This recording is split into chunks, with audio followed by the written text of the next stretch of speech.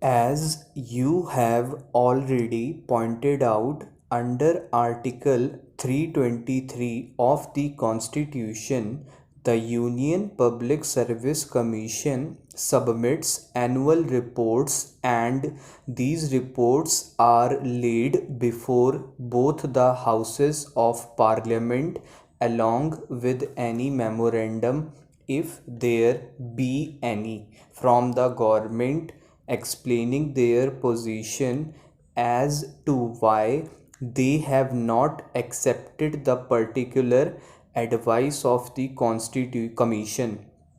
Sir, we have so far received three such reports from the Commission, and I have gone through these reports.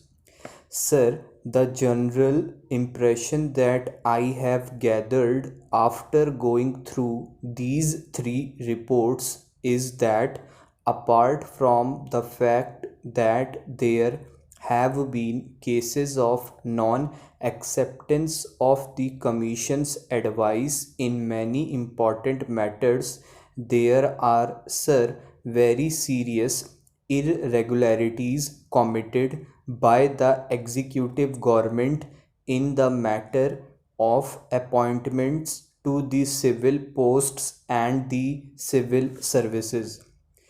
If you permit me, sir, I may add that I have found that there are occasions when the government has even bypassed the Houses of Parliament in their anxiety to provide for their favorites. Sir, under Article 320 of the Constitution, as you have already pointed out, the recruitments to civil posts and the civil services are to be made by the Union Public Service Commission. There are two basic ideas underlying this system of recruitment to the civil services adopted in our Constitution. Firstly, we desire that all eligible persons to a particular post should be entitled to enter into a fair and free competition to get that job. Secondly, we want to avoid all elements of patronage in the matter of appointments to our civil services. You will find that under the old regulation, which has been kept in force under Article 372, there are several categories of employment and posts which have been kept away from the purview of the Union Public Service Commission. One of these categories is temporary appointments lasting for less than a year. I maintain from a review of all these reports that the government has abused this power of temporary appointments.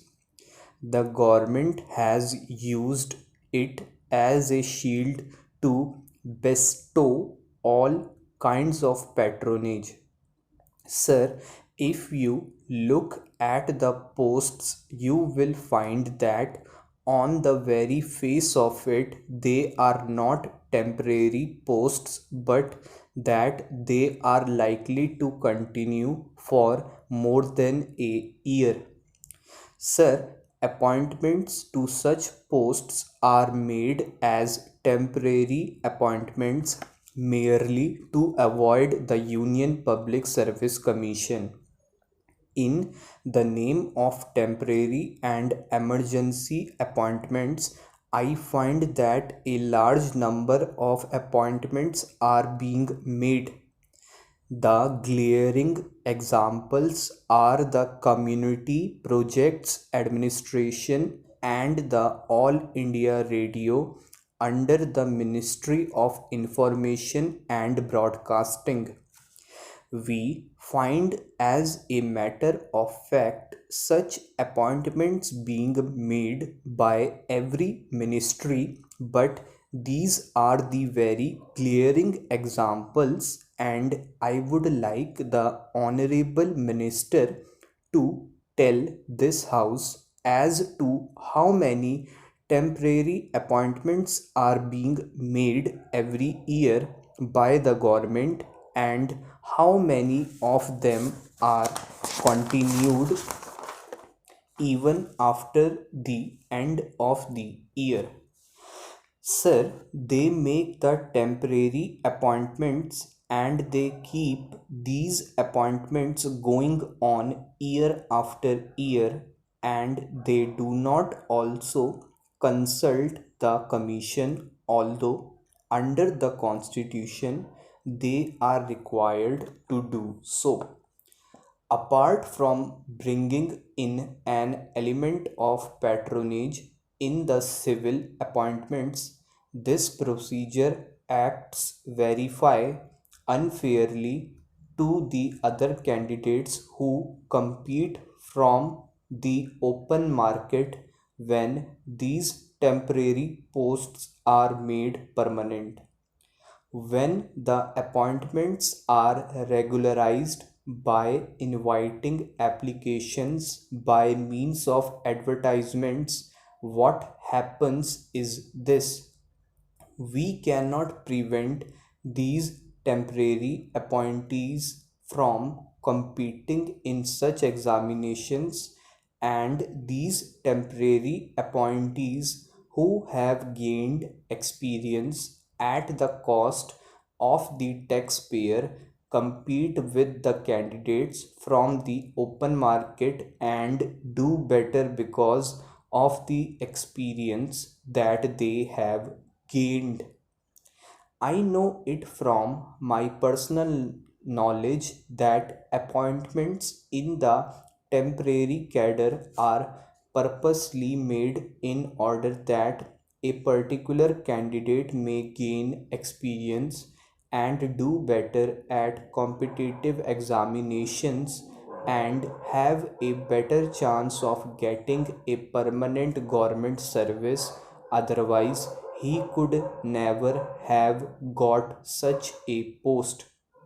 Sir, not only this, but the commission have also referred to the fact that advertisements are drafted in such a way that it may suit a particular person.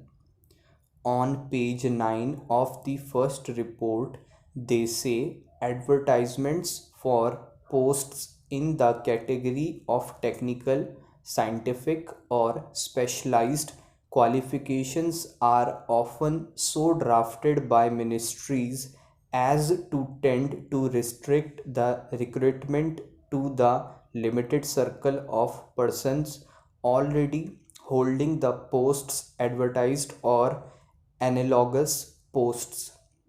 One of the main functions of the commission is to so draft the advertisement without sacrificing the requirements of the post as to ensure a competitive selection for the post from the widest field. I have looked into the regulations and the method by which the Public Service Commission works in UK. There, the ministries merely inform the Service Commission that they want such a post to be filled with a person of such and such qualifications. The advertisement is drafted by the Service Commission and not by the ministries as is done here.